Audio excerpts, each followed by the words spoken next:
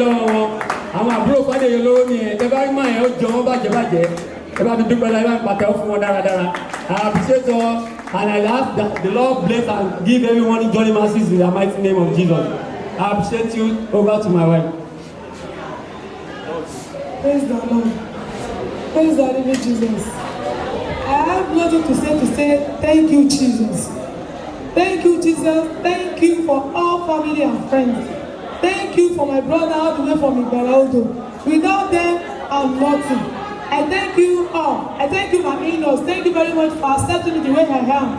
Thank you. I thank you, everybody that live whatever that is very special to them, and they leave them to come here to rejoice with me, to celebrate even the few times that my daddy can spend on the earth. Thank you for your prayer, for the encouragement, for everything you have done so far.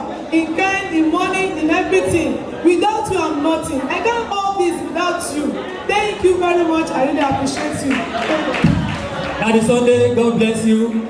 We are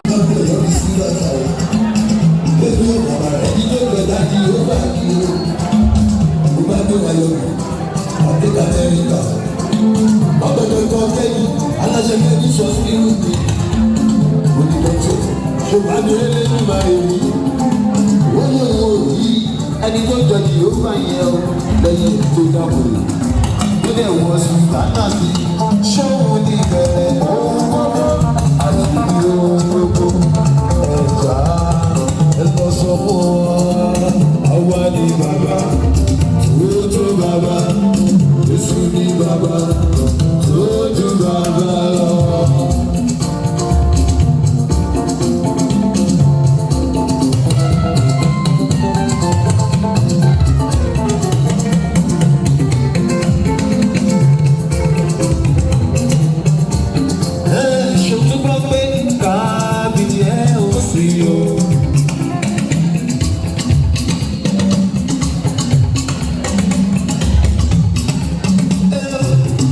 Yeah.